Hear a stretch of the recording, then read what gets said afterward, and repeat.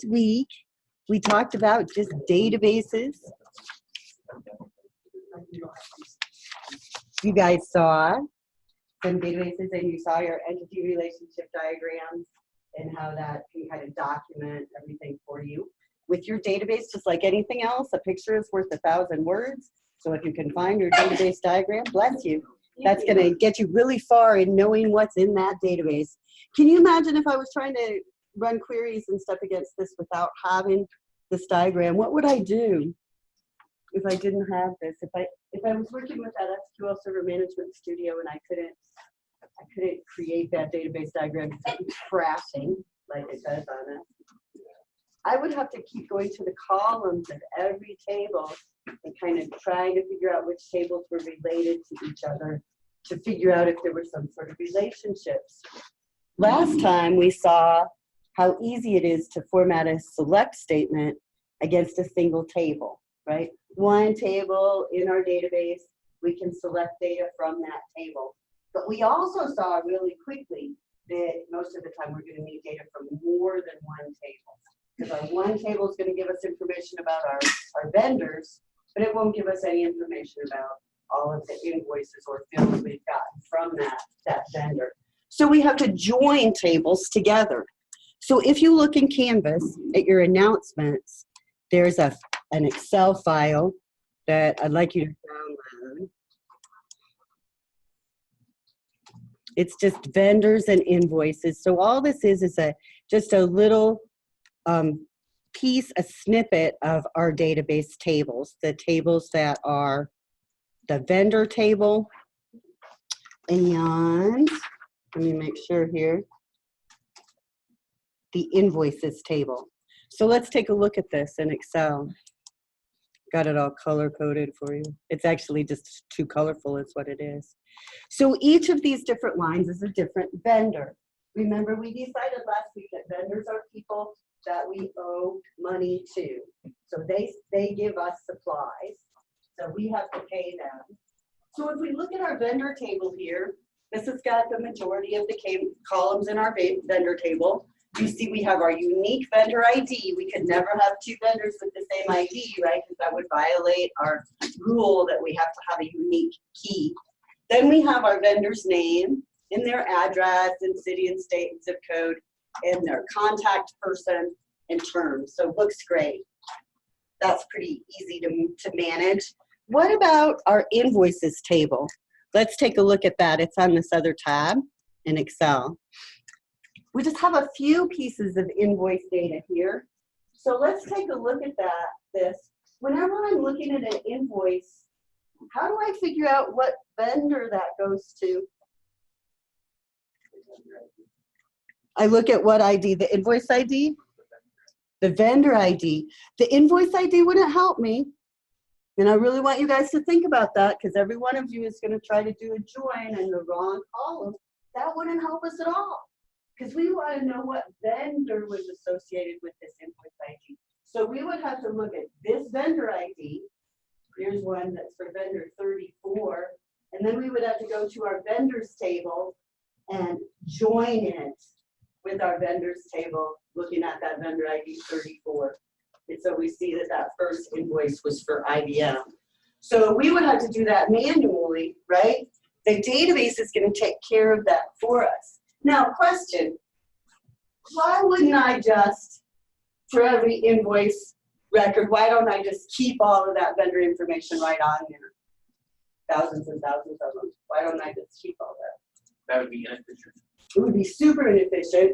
What else would it be besides inefficient? A lot of unnecessary work because you're having to put in a lot of your data more than once. You're kind of defeating the purpose of having a separate table for your vendors. Exactly, you guys are right. It's totally redundant. Anytime we have redundant data like that, we would have to do too many updates. So right here I see I have 2 invoices for vendor 34. If I carried all that vendor ID data in both of those invoices, if somebody changed that vendor's name, I would have to change it in both places.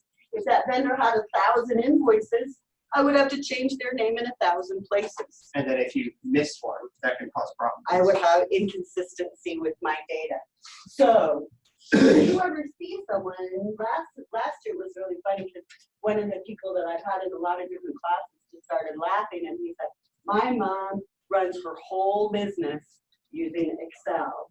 And she had this big, giant Excel spreadsheet. It's a huge pain in the neck because of problems like that, because she has to go in and update things in multiple places because she's never gone and made the leap to make it into a database to eliminate that redundancy. And that's really the difference between making a great big giant never-ending spreadsheet and a database, is that my database now is only going to carry the appropriate data in the appropriate table, whereas Excel, I might have a bunch of redundancy all over.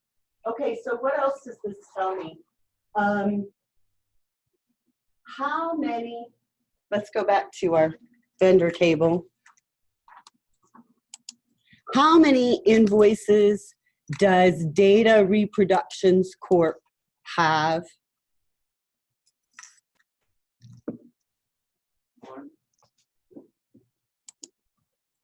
So we have to scan through this whole table. What's their vendor number? 72. So how many invoices do they have? Well, if you wanted to find that out, we could craft a query that says, select. Let's look at our data. How many invoices do they have? How did you figure that out? They looked at the instances of vendor ID. Exactly. So we don't want to, we're going to use our database to do that. But for now, I just want you to look at the data. So very, very simply, we just said, we're looking for vendor ID 72. How many are there? Alex, did you have to do a complete table scan? Did you have to look at every single one to be sure you got them all? Yes, because we don't know what order they're in or anything, right? So just think about it. It's no big deal. But yeah, the database, just like us, is going to have to scan and look at every single invoice in that table to find the 2 invoices that belong to vendor ID 72. So think about what's having to go on behind the scenes. What about vendor ID 48? How much have we paid them?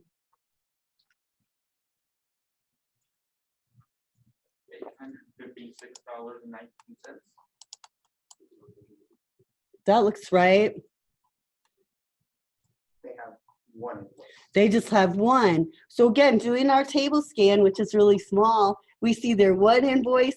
Perfect. That's exactly right. And that's exactly what the database system is going to do for us if we asked for a total of the invoice total for a given vendor. Okay, so when we're going to do joins, that's exactly what we're going to ask the database management system to do. Join these 2 tables based on common data. So we're going to be joining the vendors in the invoices table based on vendor ID. When you look at your database diagram, is there any table that we would use the invoice ID to join to the invoices table? I don't have it in Excel, but if you look at our database diagram, do we have any other table that's dependent on that invoice ID? Invoice line item. Exactly, and the invoice line items would be the detail items in that bill, like, you know, I bought a guitar or I bought a bass or whatever would be each of those line items. I bought one of everything in the store. One of everything, and so that would be my invoice line items. So if we wanted to join the vendors to the invoices, we would use the vendor ID. But then if we wanted to see all of the line items for a given invoice, we would use the invoice ID.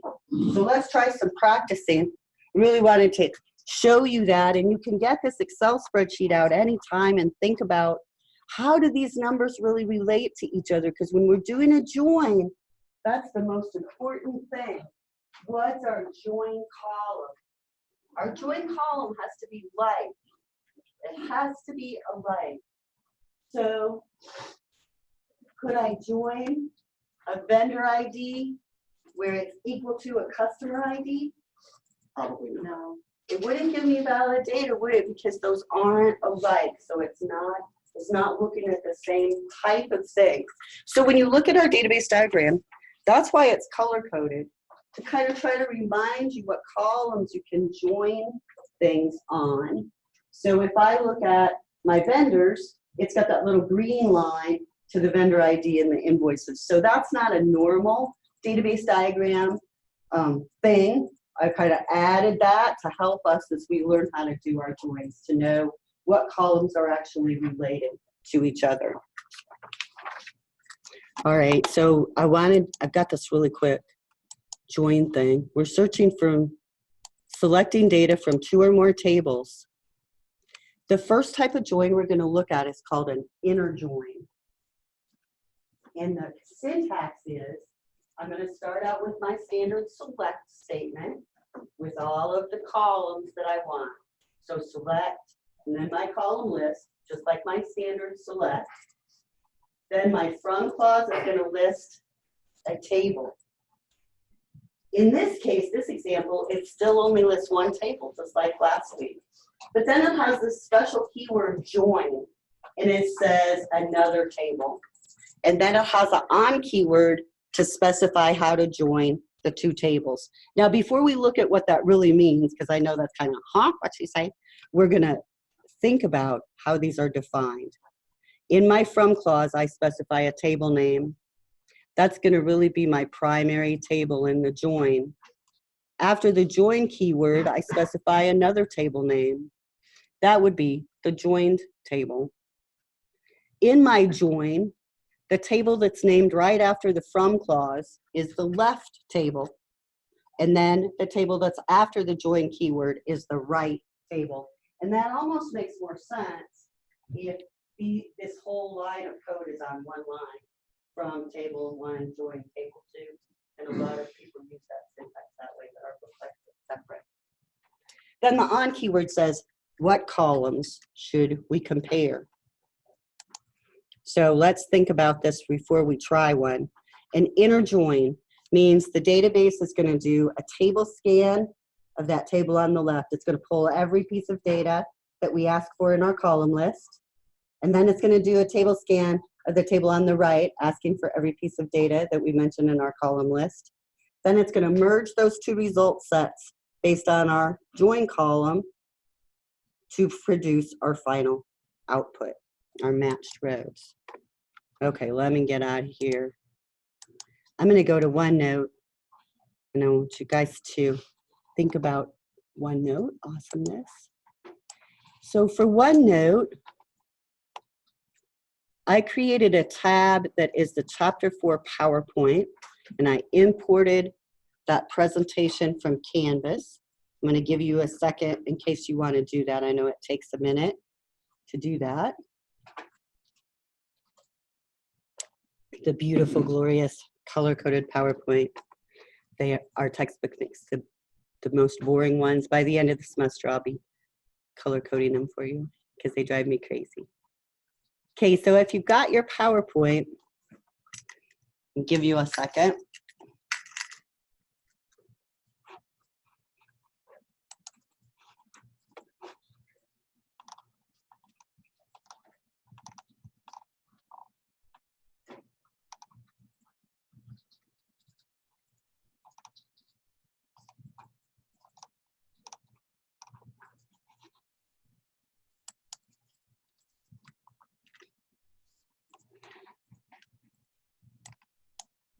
They're long too, so remember the PowerPoint has a lot of samples.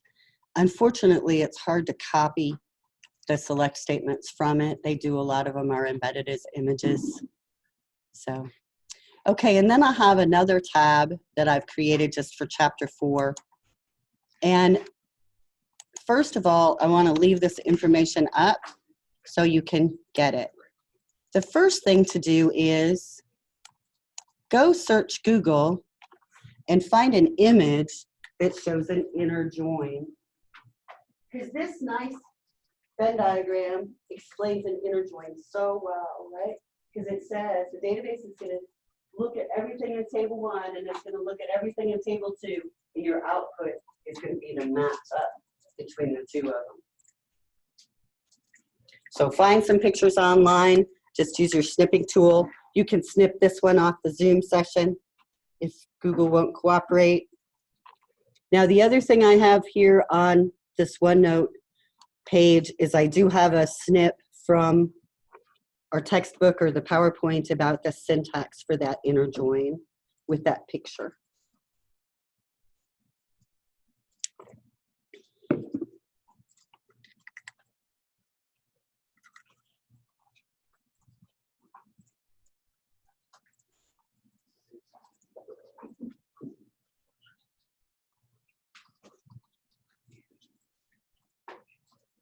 And then a few important things for notes.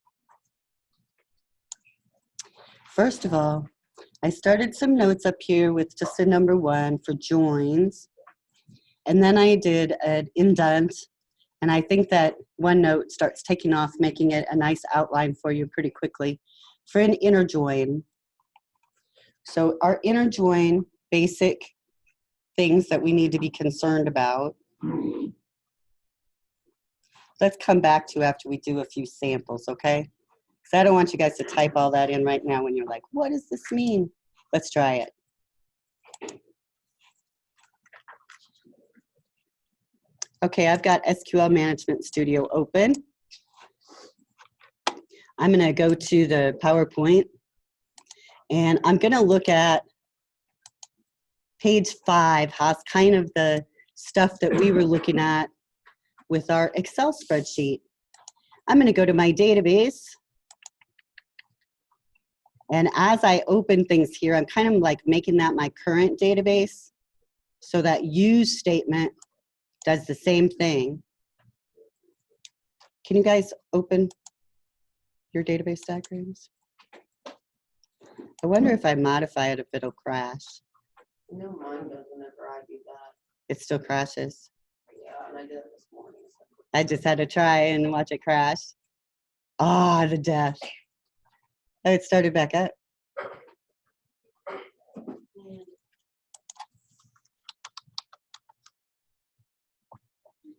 I hadn't checked to see if there's a new update. Okay. So I want to create a new query. And the first query I want to create is going to be an inner join. So let's put some notes up here. I'm going to use my database.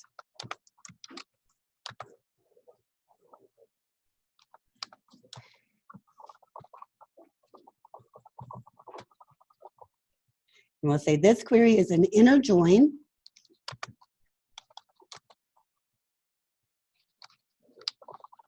Of the vendors and invoices tables.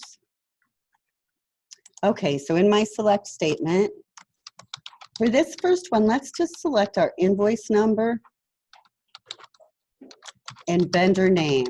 So this is just like what I asked you to do if you're looking at that Excel data and say, how many invoices does this vendor have? We're doing that same basic thing, right? So we're going to select the invoice number and the vendor name.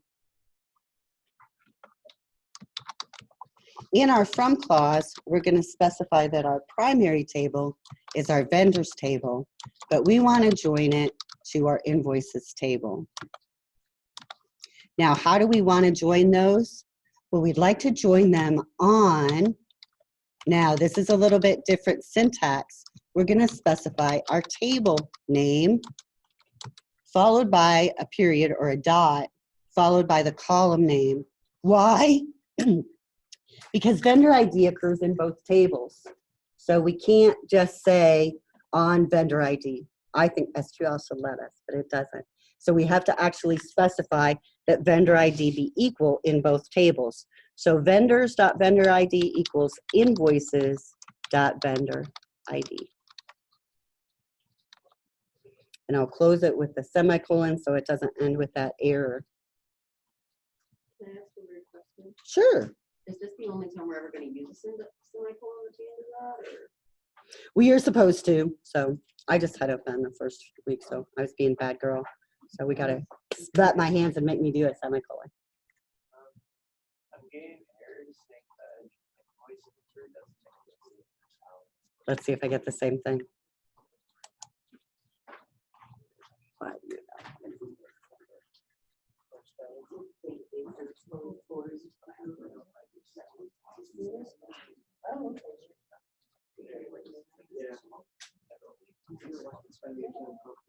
Okay. So do you see how it's working? What if I wanted to get the vendor's address also? Could I do that? Yeah. What would I have to do? Address Where would I put that? You're so right. Where would I put it in? on vendors.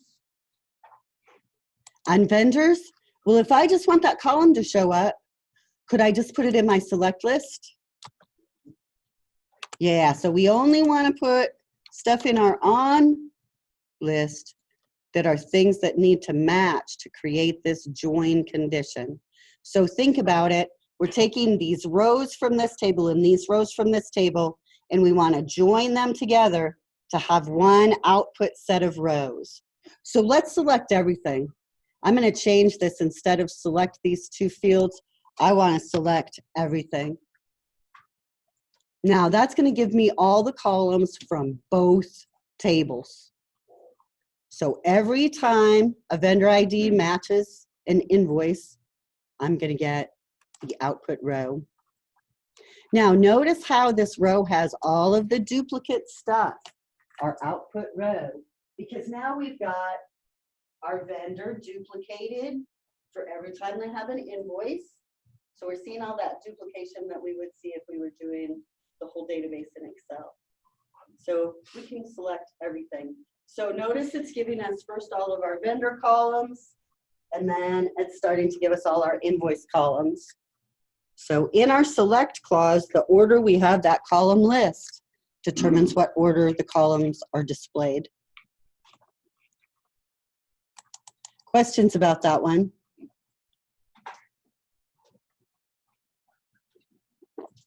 Now we can change this a little bit and use correlation names or aliases. Let's create a new query.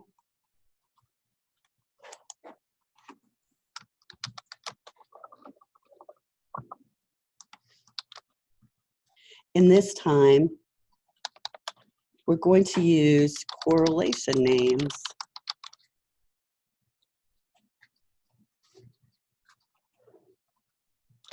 And these ones are bad names.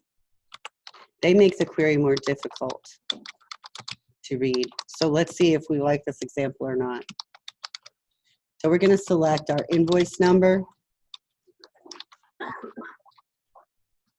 vendor name, invoice due date,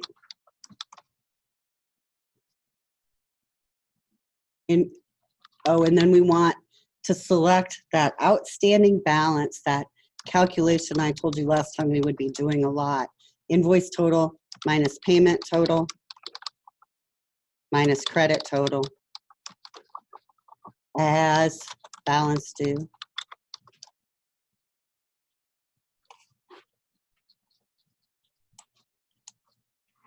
So that's just our outstanding balance.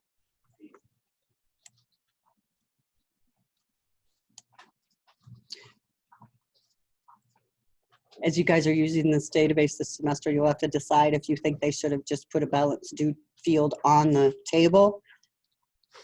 After you messed with this a lot, you start wondering. Okay, so let's say, what do we want to select from? We're going to select from our vendors table, but I want to call our vendors table V. And then I want to join our invoices table to it as I. Now, why do people do that? Well, so that they can shorten their on clause. So now they can say v.vendor ID equals I.vendor ID.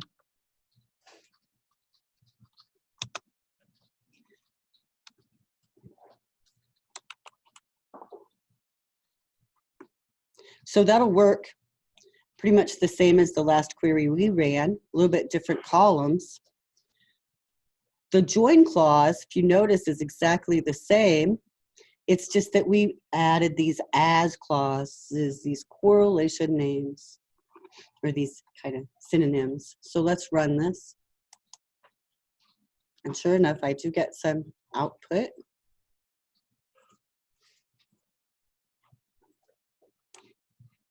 My results are a little large. So I would like to limit that a little bit. I only want to see the result set here where this balance due is greater than 0. So how could I do that?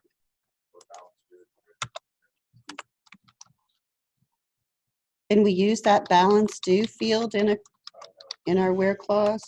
Now we have to duplicate that whole silly thing, so we'll duplicate it.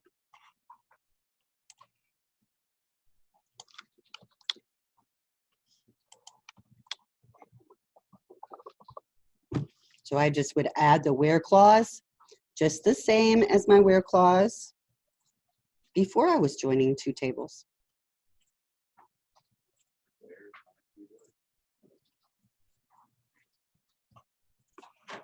Now, if you run it, you should see that that's eliminating all of those vendors that have that balance due of 0. So it work for everybody okay? Working? How could we sort that by invoice due date descending? See who owes us. Do what? Order by? Order by would be right. And we want invoice due date descending.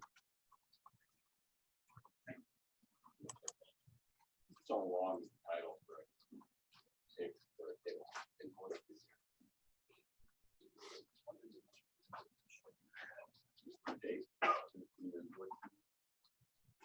Yep, there's some interesting names.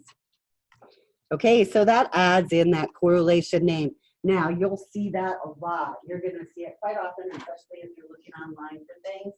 So don't forget this as the, as I, so you can shorten those field names. If then our numeric fields appeared on both of those tables, we would use that shortcut, that correlation name there too. So it can shorten our where clause. So that's why people like those short names, but they can make things a little bit harder to read. So they have another example for us. Let's do a new query. And in this correlation name, they say that they're making things better instead of worse, which we like. So correlation name that improves or simplifies the query.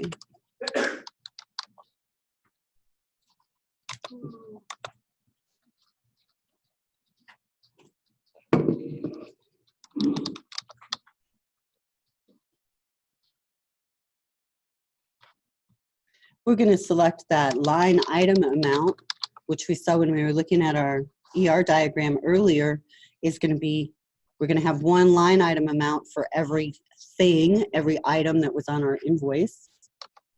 So we want to find out what that thing is, its amount, and its description. Really long column name. Now we want to select from our invoices, and we're going to join our invoice line items.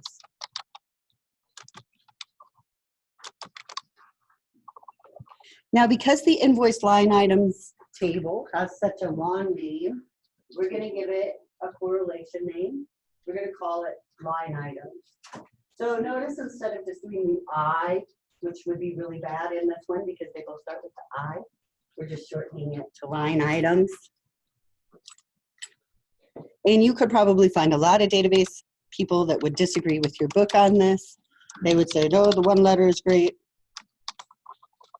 So it's all just preference. Now in our join, we're going to say that we need to find line items that have the same invoice ID as our invoice. Now I'm going to run this query like this.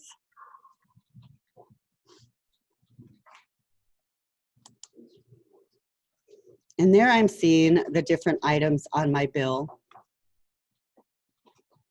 So this bill down here, 963253251, had $15.50 of freight. If you notice, our company pays a lot in freight. We'll notice that as we look through our invoices. So if we were trying to help this company out, we would say, man, you guys spend a lot of money on freight. Now, what else could I do here? Well, I could add a where clause. Let's say we only want to look at this account number 540. We'll see what that is. But our accountants have come in and said, that's the account number we're concerned about is this account number 540. So let's run that.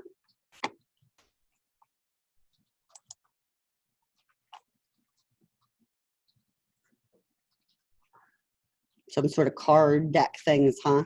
So like printing costs or something, that's probably what that 540 is.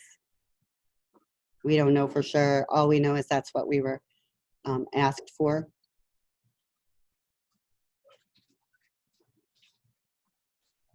Now that brings up a good point. That's why some of your output when you turn in your assignments needs to be properly formatted, because usually when you're running a query like this, it's going to be for somebody important in the company that has come and asked for some sort of data.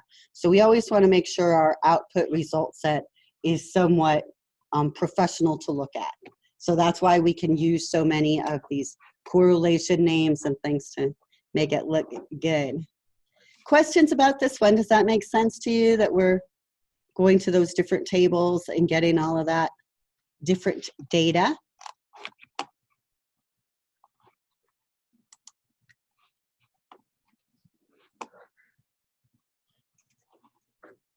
Now the next thing that they mention in the presentation is using a fully qualified name. And I do want to show you this because it's pretty important. So let's try one more query here.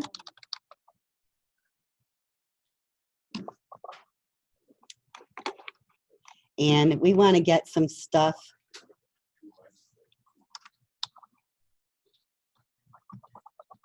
I'm going to select my vendor name, customer last name, customer first name.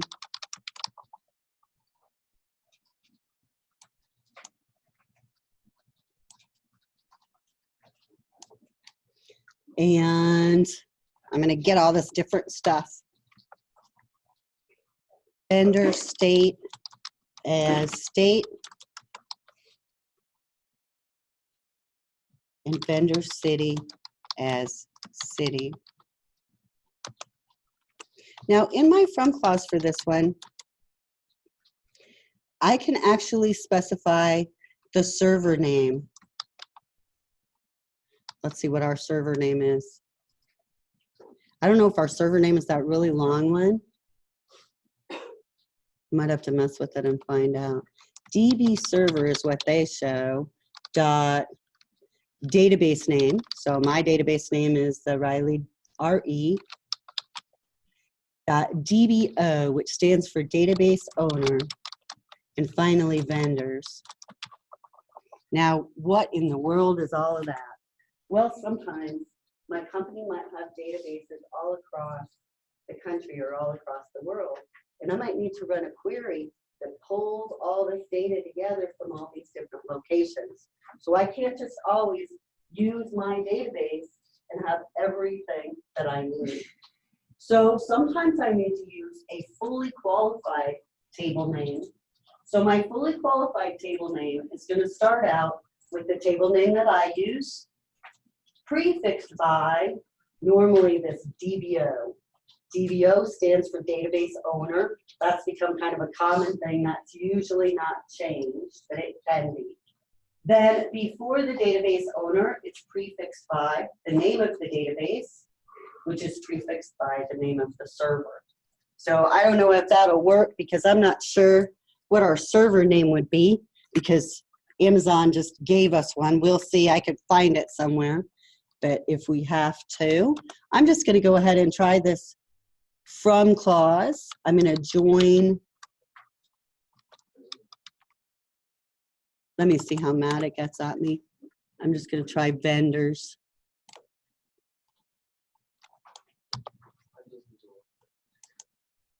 Yeah, it doesn't like DB server. Yeah, I'm sure I could find it, but we'll just. we'll just know that we could do that. It looks like it's this thing. Let me see if that's even what it is.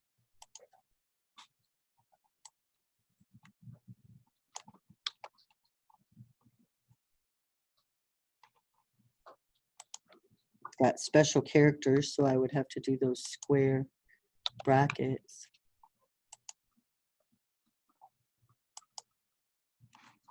So that's our server name, this EC2AMAZ, which makes sense, right? So it's from Amazon, and these letters here that are the second prefix are probably something that are just randomly generated when a database is created. So that's our server name. If you worked for a company where you had servers on site, you would probably have a more friendly server name. But as we move towards these cloud-based servers, this is more and more common. I'm going to put a comment on here so you can save this. This select uses a fully qualified table name. Can you click your properties thing for us? It's still up there. Oh, never mind. That's my I'm an idiot. Sorry. Is it you? It was like perfectly like the same size, right? Over yours. And so I was like, oh. It's What in the world is that? I guess I moved it over. So server name, not database name. That database owner dot table. So that's our fully qualified table name. So things can get really long. We have really long table names and really long column names. But we can join data across the universe, right? Whatever we need.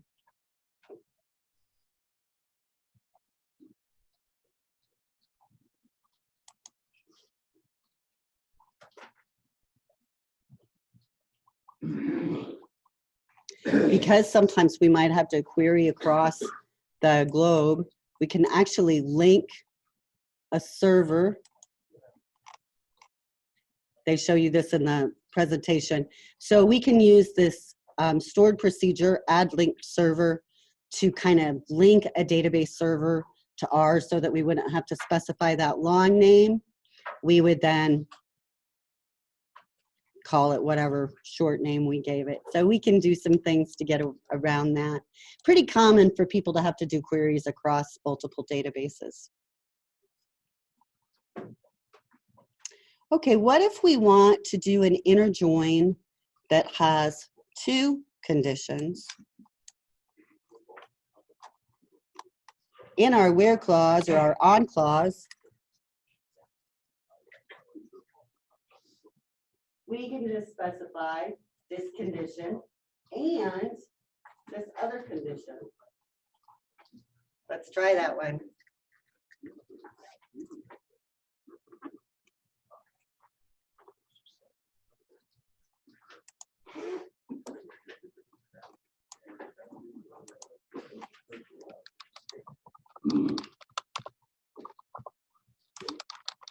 So in this query, we're going to select our invoice number and our invoice date and our invoice total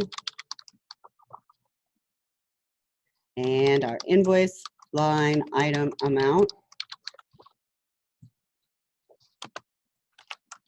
from our invoices table. Now, we want to join the invoice line items. And again, we're going to give that a correlated name of line items.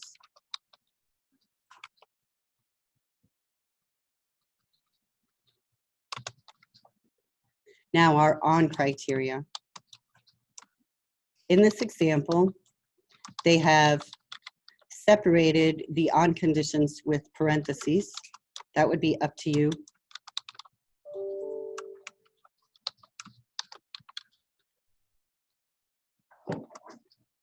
So we're saying we want to join on the invoices and line items, invoice ID matching. But then we want an and clause. We only want the invoices where the invoice total is greater than, go down one here, the line items, invoice line item amount. And then finally, we want to sort that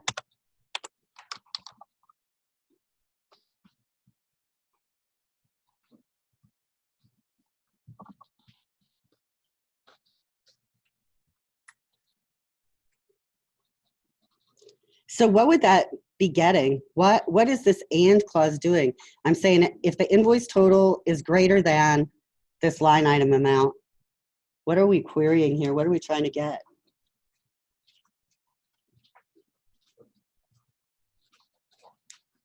Are we going to look at every invoice here?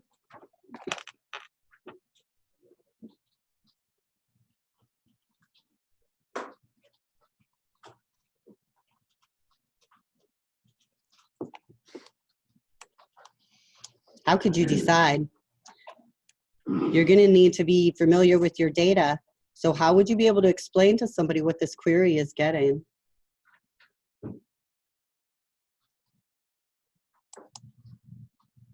If I run it, I see these 6 invoices and some interesting things in the line item amount.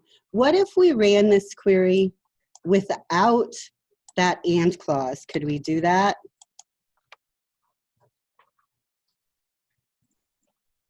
Is that going to help us figure out what it's giving to us? Now, if I run it without, gosh, I've got this huge invoice where this line item amount equals the invoice amount. The invoice total, that one didn't show up before. The second one didn't show up before. So what is that and clause doing?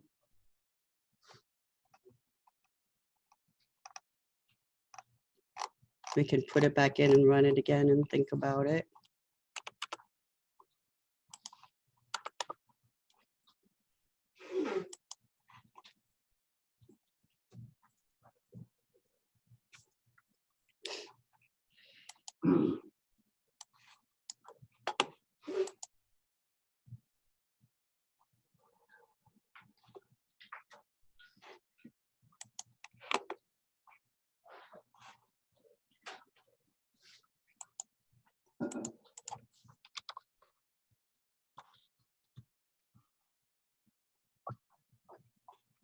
What do you think?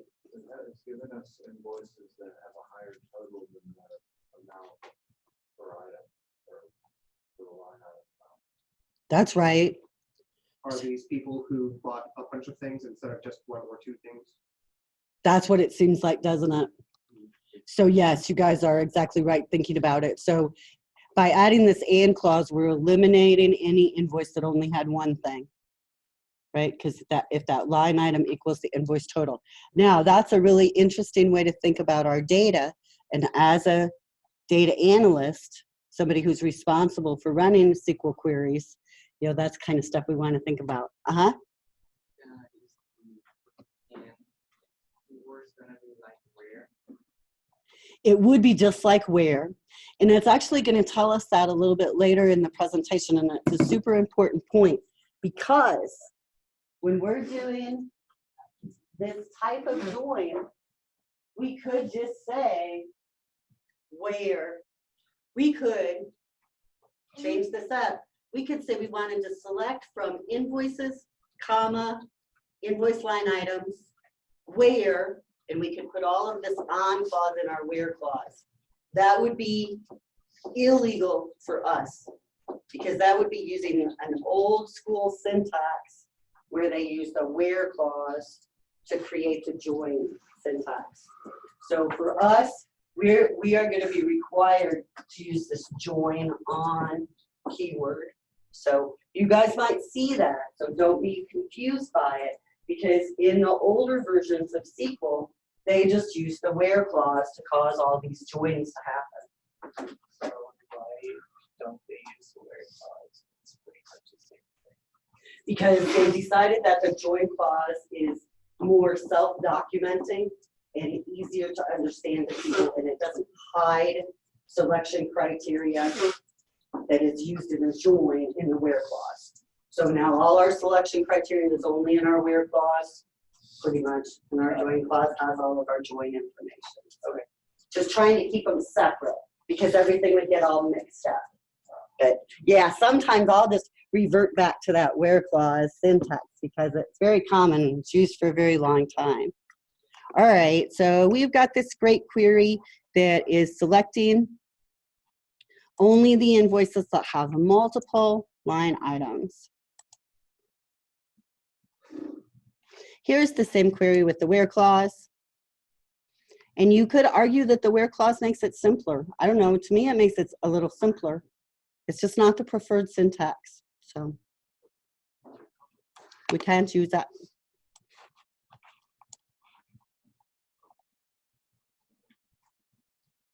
As we look at these inner joins, another thing that we can have is a self-join. Let's try this query. In this query, we're going to get all of the vendors. Let's run it and see. I'm going to create a new query.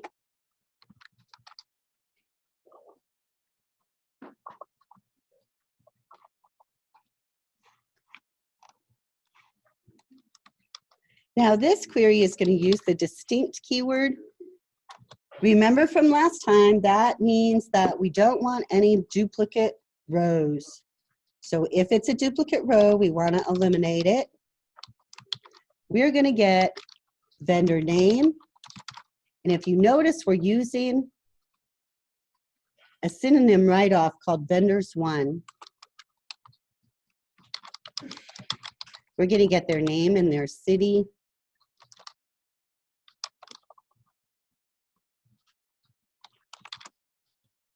And state from our vendors table as vendor one. Now we want to join our vendors table to our vendors table. But this time we're going to call it vendors two. In our on clause, we're going to say that we want all of the first instance of our vendors table, city fields,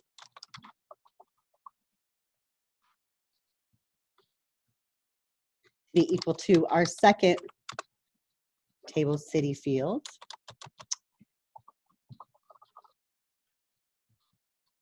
That's supposed to be vendors two, not vendors two. Yep, it should. You're right. And vendors two, vendor state,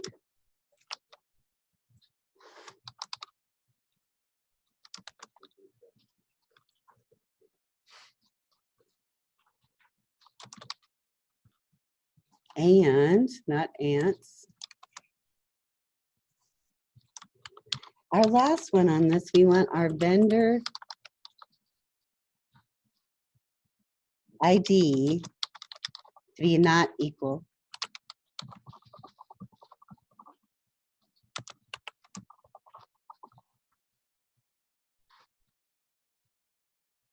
And then I want to order it by our vendor state and vendor city.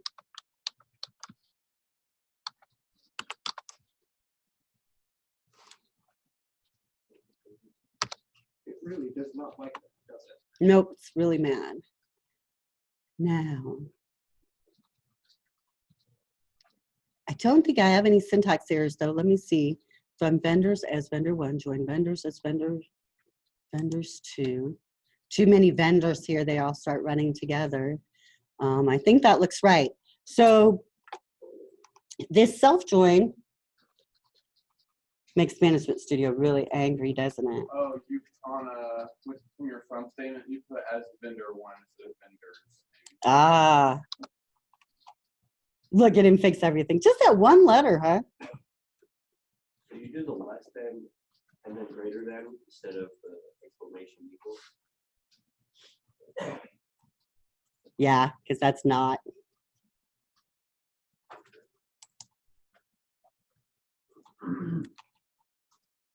So what are we getting here? Besides doing this self-join,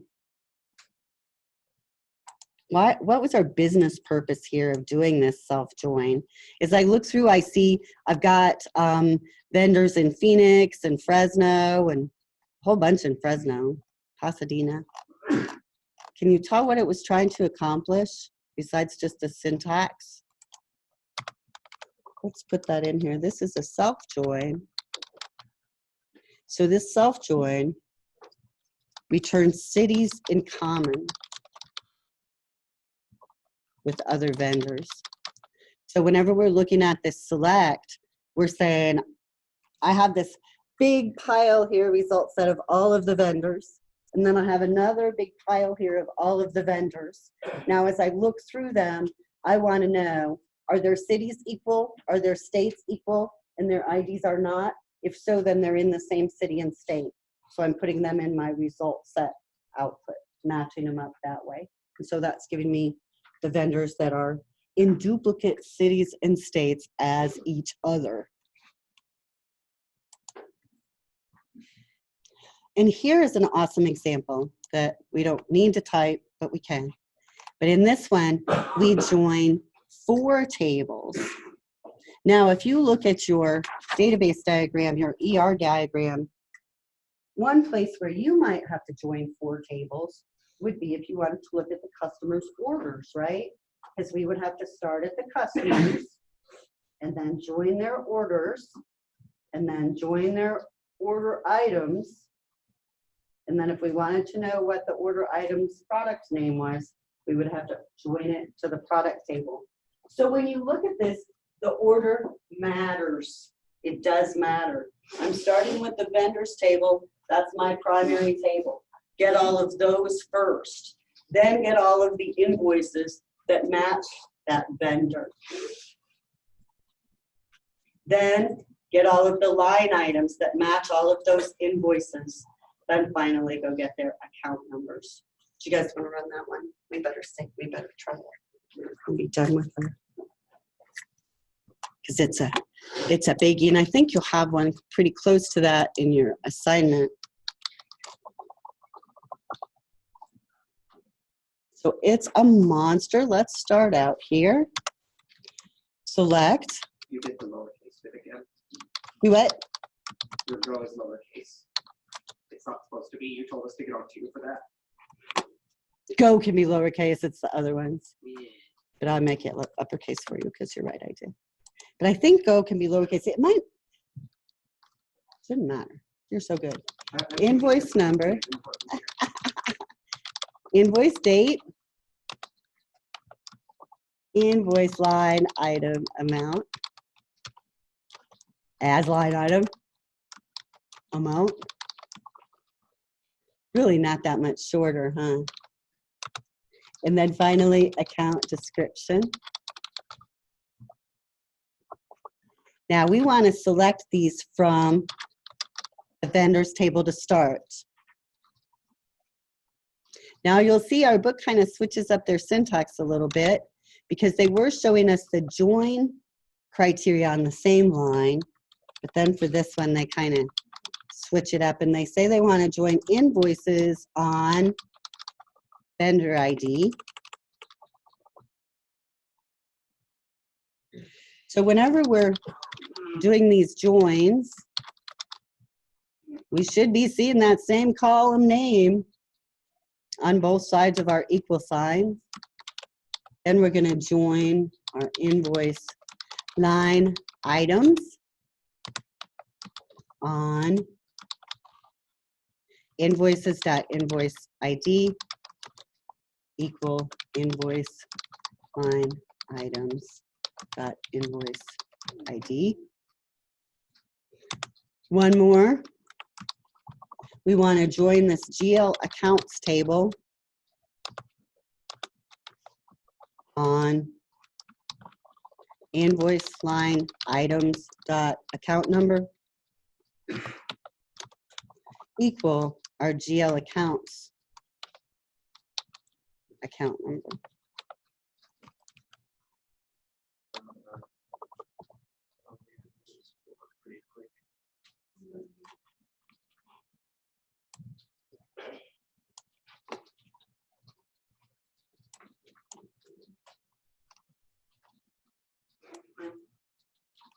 Now in this select, they would like to include a where, but I'm going to go ahead and run it first.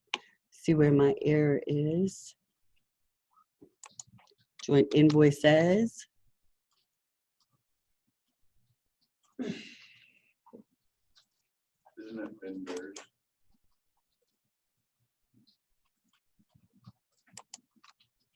Yup. That looks better.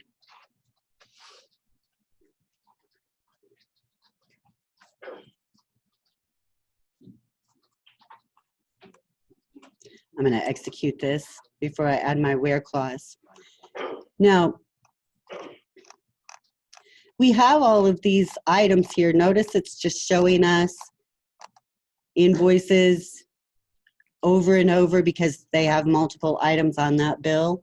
But let's add in that where clause to get rid of the invoices that don't have an outstanding balance. So I'm going to add the where clause. So where invoice total minus payment total minus credit total is greater than 0. And then they would like to order this by vendor name and line item amount. Descending.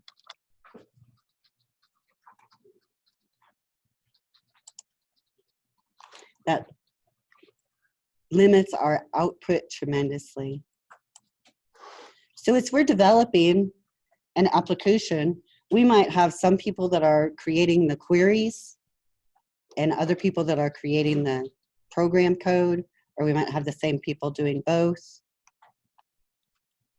Notice how a developer would be much more effective if they create their queries using SQL Management Studio and then implement them in their code than they are if they just keep trying to solve syntax errors in their code. Either way is fine. But if we create our query beforehand, we can be much more effective with our development time. All right, I want to put a comment or two on this one. This one. Your order by where it's Sure. I'm still trying to get one of the joins. There's one. You're fine. I'll leave it there for a sec. It's a big one.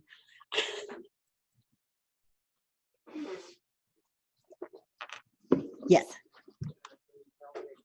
On the select one, what do you need to have asked when it didn't show the result when we run? All of your column names up here. Yeah, but what do you need to ask? They just don't like the way it's named. They just want it to be named something shorter. I did this one, but it doesn't matter because we don't show it. So whenever you look at your output, see how it says line item amount instead of that invoice line item amount? It's just a little shorter in your output. And sometimes you might have users that are really, really picky about that. Like, you know that the president of operations refers to customers as partners. And so you better always use correlated names when you're running queries for that guy, or you're going to be looking at a 10,000 hour redo, changing customer name to partner name everywhere in your system. So sometimes we have to be careful about our names. I had a guy once who was a guest speaker like that. He had done a great job the year before, and I had him again, and he came in and he was not a good speaker, and he was like, I don't know, you shouldn't do this. I spent all year changing the word customer to the word partner. He was not happy. But he got paid a lot. Okay, let's look at our notes. Chapter 4. These are what I have for our inner joins. So let's get those notes in. Yes? Do you want to run to the restroom, or do you need to go to the career center? That's fine. Go ahead, just let me know. I hope you feel better. Oh, okay, good. We'll go to the career center and check out Edward. I hope you feel better.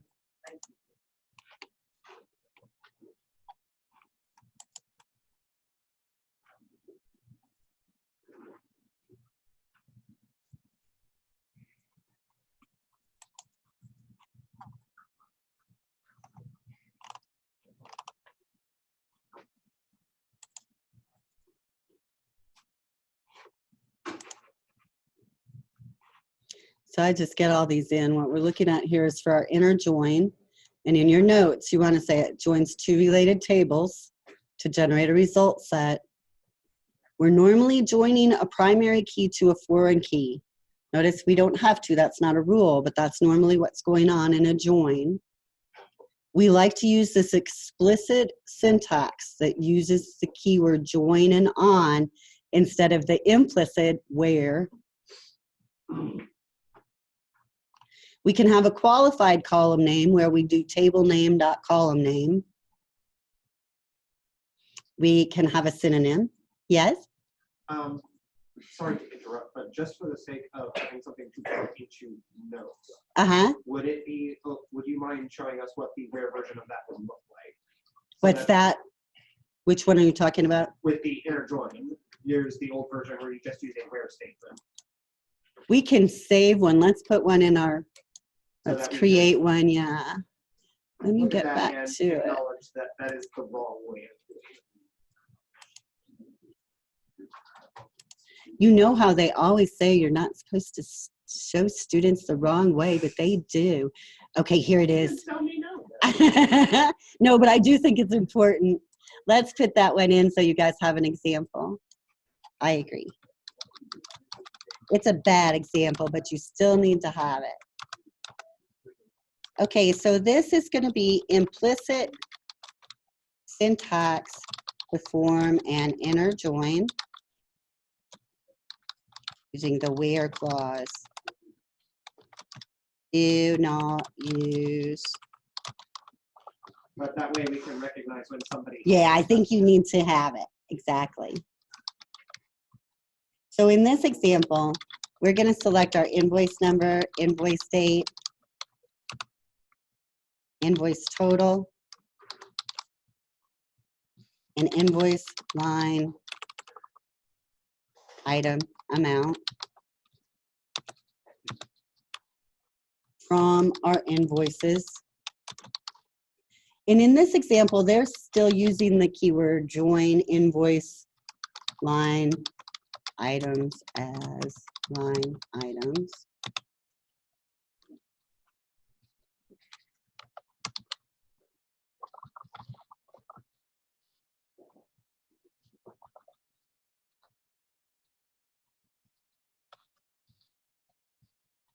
So all we're going to do here is that where clause is going to take care of the selection.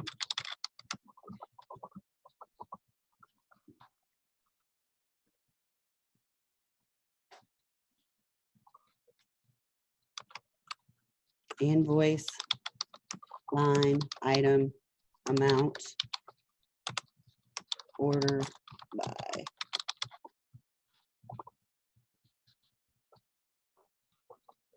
Get tight today. Okay. Invoice says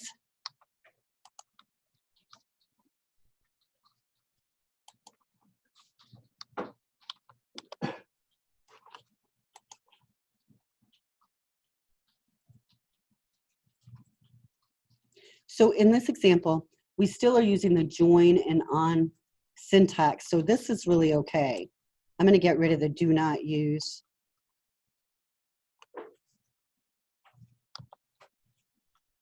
So this implicit is just saying that the invoice total is greater than that invoice line item amount. I'll show you then how we can take it to be completely implicit that we shouldn't use. I'm going to run this and make sure it's right. Looks good.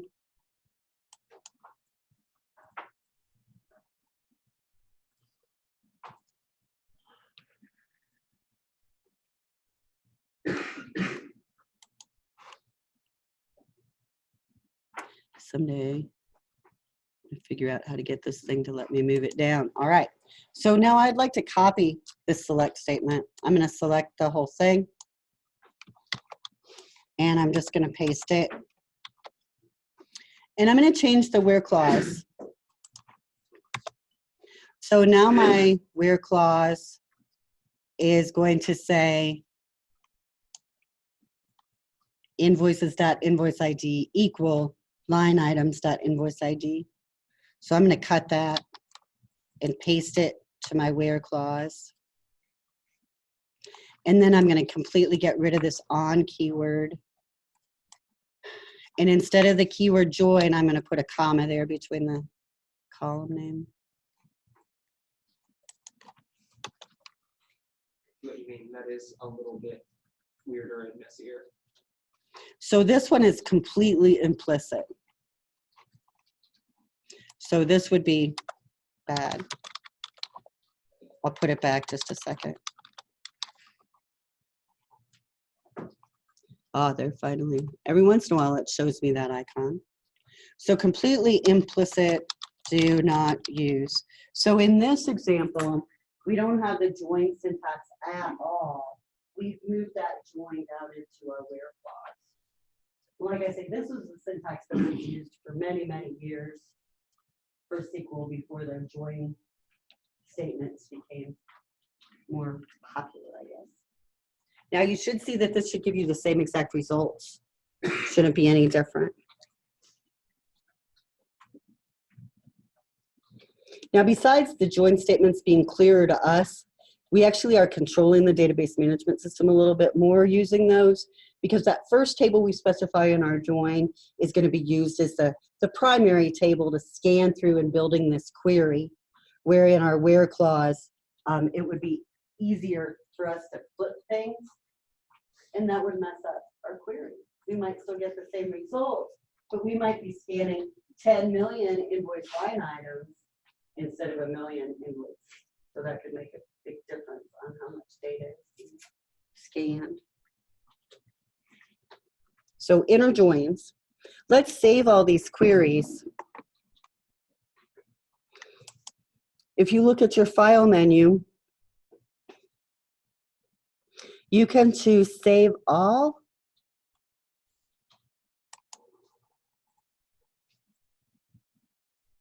Now it's saving it in your documents folder in a SQL Server Management Studio folder. So you can move it if you want to go someplace else, or you could just create a chapter 4 folder in there and save them. Now I'm going to cancel though, because there's another way we can do it. You can choose File, New, Project. And it's just a SQL Server Scripts project. Again, it's going to save this in your documents, SQL Server Management Studio. And you could name it Chapter 4. Doesn't really make much difference. Either way is fine. Now, when I am looking at all of these different queries, it would be beneficial to name them something meaningful, right? So I'll click Cancel and name each one of these. This very top one that I have is implicit. So you could name them something meaningful to you. Query 8.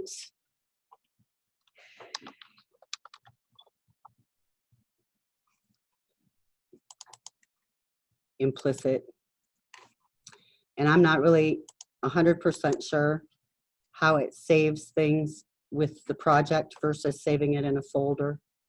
I've always just saved things in a folder. The one that I have, that 7, would be my join 4 tables. So name those queries something meaningful to you so that you can find them when you're working on the homework assignments as examples. Can you go back to This one? Yeah. Okay. Is there? Can you scroll up for a minute? Sure. Scroll down. There we go. Oh, it's. I wanted to see the one you do use. Scroll up.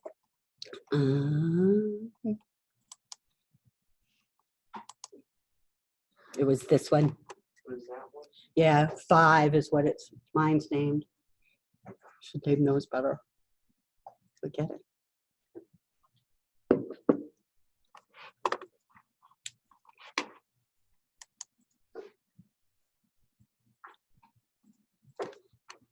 So what to do today?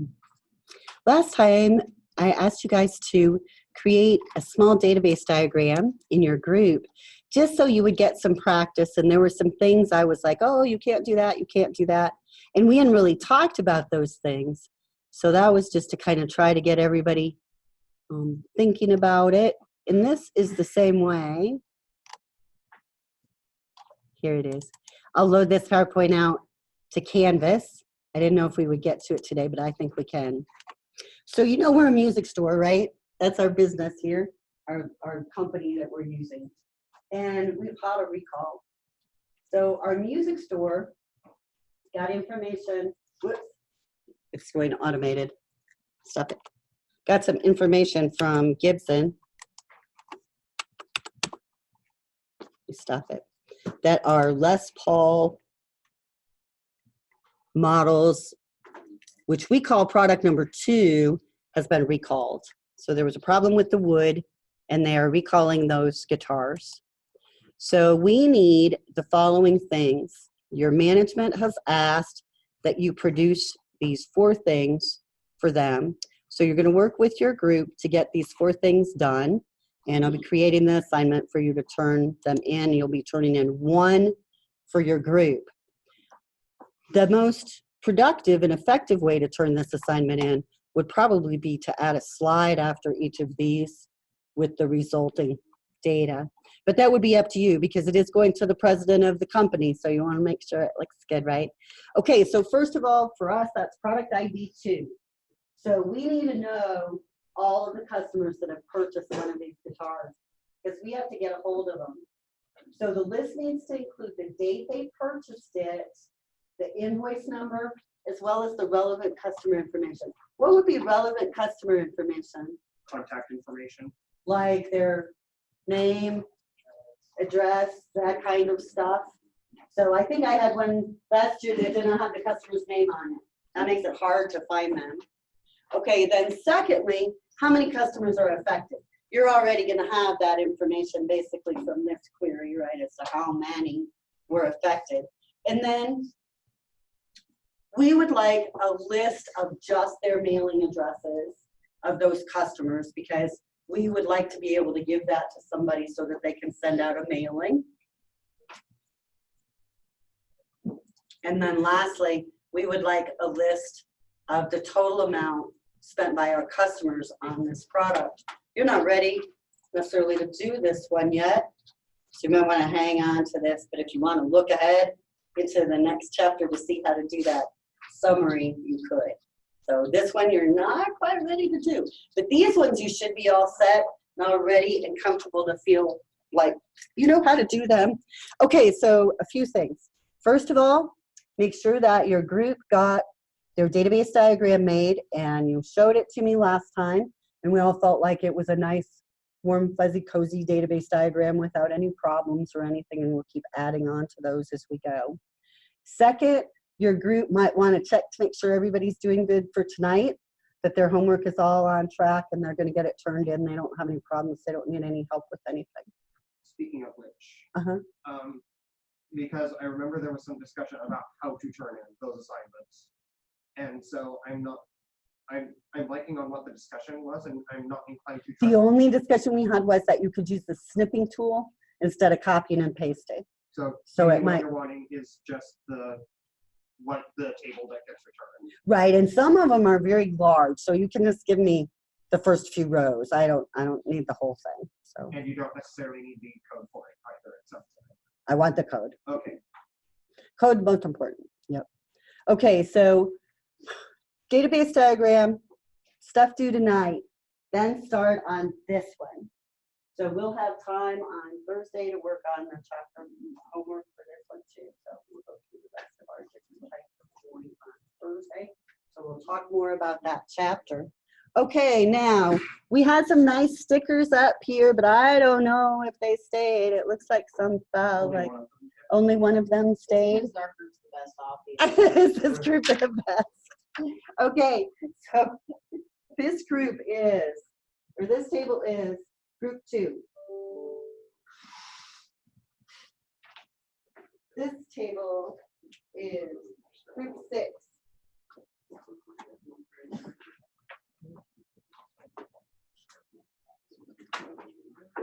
This table is group 1. Yes, 5, 5. Why did I leave you guys now? This table here is group 4. Okay, let's look at these. And then this is group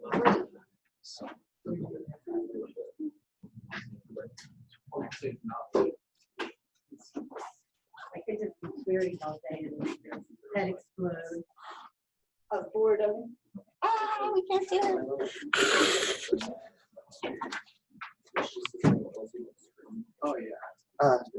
Something I wanted to ask about a little more quietly